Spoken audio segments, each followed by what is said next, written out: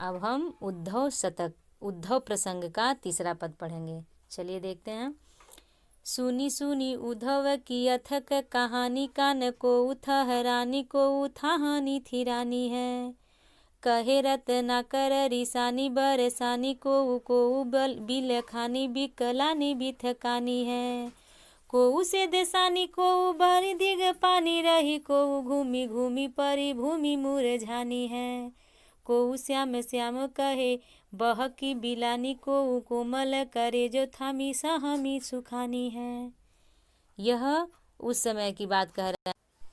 हाँ, तो इसमें जब उद्धव ज्ञान उपदेश देते हैं तो उसको सुन करके जो गोपियों का दशा होता है उसी के बारे में यहाँ मार्मिक चित्रण किया गया है। चलिए देखते हैं। शब्दार्थ को देखते हुए इसके भाव को देखते हैं। इसमें ये कहा गया है कि सुनी सुनी उद्धव की अथक कहानी, कान यानी कि अपने कानों से जब उद्धव के द्वारा अकथनीय, अकह माने जो कहने योग्य नहीं है, ऐसी कहानी को सुन करके क्या होता है, को ठहरानी को थाहनी थिरानी है। ठहरानी का अर्थ होता है कांपना और थानही का अर्थ होता है स्थिर हो जाना, एक स्थान पर ही स्थिर हो जाना। यानी कि उद्धव के द्वारा ज्ञान उपदेश की बातें सुनकर गोपियों की क्या दशा हुई है। किसी गोपी की दशा ऐसा लग रहा है कि वह कांप रही है और कोई गोपी है जो एक ही जगह स्थिर हो गई है। कहे रत्नाकर रिसानी बर रानी को, रत्नाकर यानी कि कवि कहते हैं कि कोई गोपी ऐसी है कि वह उद्धव के बात को सुन करके क्रोधित हो रही है, और कोई बर्रानी यानी कि कोई बड़बड़ा रही है।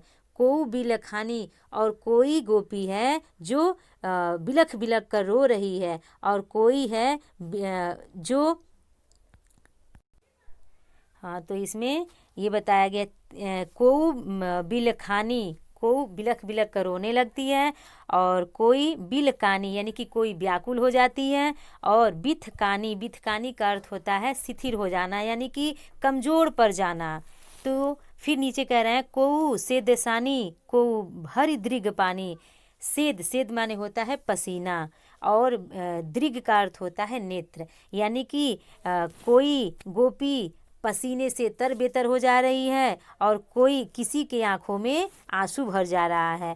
को घूमी घूमी परी भूमि मुरझानी, और कोई जो है वो धरती पर यानी कि उस जगह जहाँ वो खड़ी है वहाँ पर ऐसा लग रहा है मानो उसको चक्कर सा आ रहा है, यानी कि घूम घूम करके वह मूर्छित होकर के गिर जाती है। को श्याम श्याम कहे बह की बिलानी, यानी कि को श्याम श्याम कह करके तेज तेज से चिल्ला करके वह वहाँ पर को बिललानी यानी कि कोई जो है वह तड़पने लगती है। बिल्लानी का अर्थ होता है तड़पना, यानी कि श्याम कोई गोपी है जो श्याम श्याम कह करके आवेश में आकर के ऐसा लग रहा है अपना आपा वो खो बैठी, यानी शुद्ध बुद्ध खो बैठी, और तेज तेज स्वर में श्याम श्याम चिल्लाने लगती है। और कोई जो है वह तड़प तड़प कर रोने लगती है। कोमल करे जो थामी स हमी सुखानी है, और कोई जो है अपने कोमल कलेजे को थाम कर मानो, सहमी का अर्थ होता है डर जाना, वह भयभीत होकर मानो सूख सी गई हो। तो अगर इसका भाव देखा जाए तो सब में जितनी भी गोपियां हैं उन गोपियों का क्या दशा हो रहा है उद्धव की बात को सुन करके उसी के बारे में बताया गया है।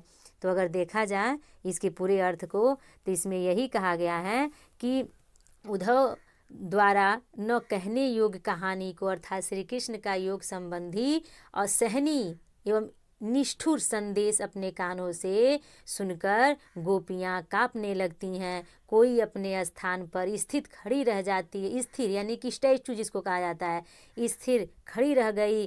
और रत्नाकर जी कहते हैं, यानी कवि कहते हैं कि कोई जो है वो क्रोधित हो रही है, कोई बड़बड़ाने लगी, कोई विलाप करने लगी, कोई व्याकुल हो गई, कोई कमज़ोर पड़ गई यानी शिथिल हो गई, कोई पसीने से तरबेतर हो गई, किसी की आँखों में पानी भर आया, किसी को कोई है जो चक्कर खाकर यानी चक्कर खाकर पृथ्वी पर मूर्छित हो गई, कोई जो है वो श्याम श्याम कहकर आवेश युक्त होकर तड़पने लगी, और कोई कोमल कलेजे को पकड़कर सूख सी गई, अर्थात वहाँ पर उपस्थित प्रत्येक गोपी दुख और वेदना के असीम और अथाह सागर में डूबने लगी मतलब हो गया कि अथाह सागर में मानो वह डूब रही हैं या डूब गई हों। तो इसका यही व्याख्या है।